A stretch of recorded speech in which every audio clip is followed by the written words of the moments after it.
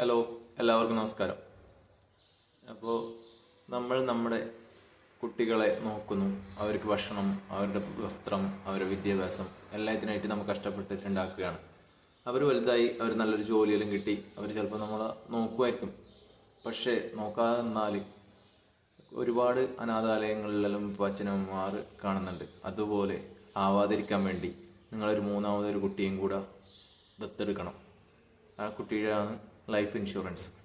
Life insurance എന്ന് പറഞ്ഞാൽ നിങ്ങളെ സ്വന്തം കുട്ടിക്ക് ചിലവാക്കുന്ന പോലെ എല്ലാ വർഷവും ഒരു പ്രീമിയം അടക്കുക.